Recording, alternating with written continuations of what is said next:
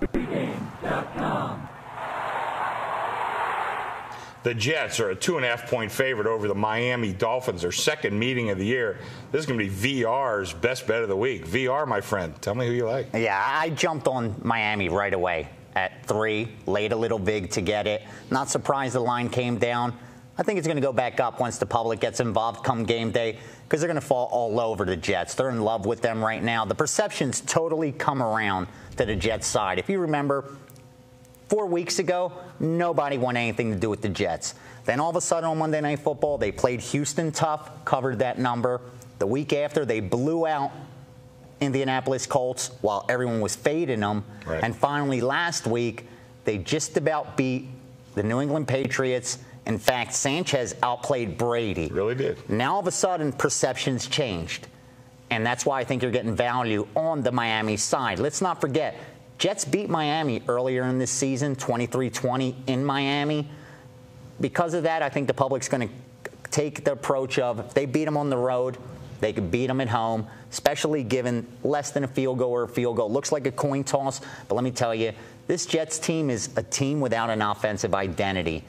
New offensive coordinator Sperano trying to change things up too quickly. Last year with Schottenheimer, they were a ground and pound team, and now all of a sudden they have absolutely no identity offensively. 1 week they want to rush successfully. Next week they try to throw. And I think you're going to have problems against a Miami team which is gaining momentum. Let's not forget, they had a new head coach, implemented a new West Coast offense, implemented a new defense, a new 4-3 defense, and then Tannehill, a rookie quarterback. Now all of a sudden, 6-7 games in, we're starting to see this team's alive. Chuck Edel. I agree. There's a lot of things pointing Miami. First, they're coming off the bye, fresh legs here. Jets just played an overtime game on the road.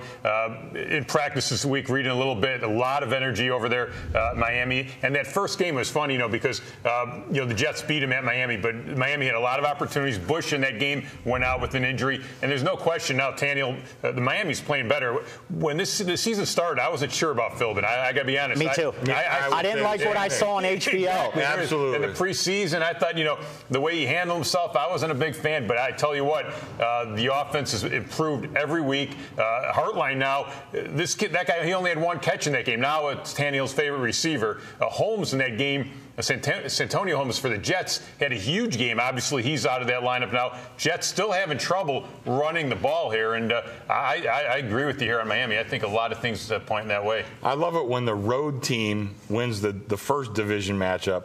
Well, then you just bet the road team again in the second one. And I had a friend that used to call it a major reverter. He loved that terminology. And it makes sense, especially in a series like this, Chris, where if you look historically, home field advantage is negated, or at least you're not going to give the full home field. Because the road teams won 7 of the last 10 straight up.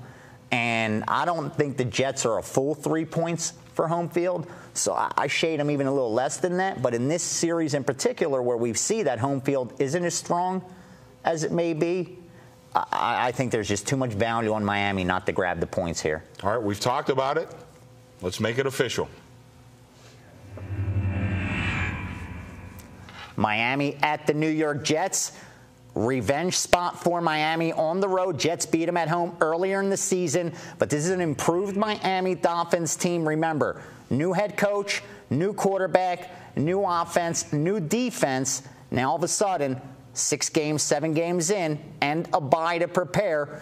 You're going to see a Miami team that keeps improving week by week. Jets, no identity yet. Grab the points with Miami. They're going to win this game straight up.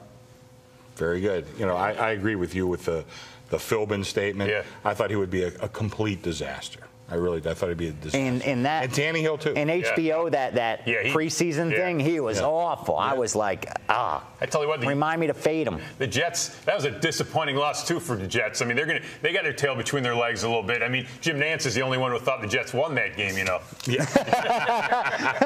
It was a disappointing loss a week before too because they played real tough against Houston. And pull out a victory. But it's funny you said nobody wanted to bet them at all against Houston. They got a pretty decent amount of the action against New England last week, but getting 10 nobody wants anything to do with this Jets team. I mean, now they love getting Tebow, get rid of. That's all you were hearing. That's it. The press was killing them in New York.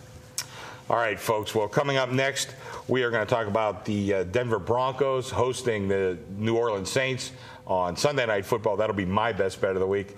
Thanks for watching. You can watch all our videos at pregame.tv.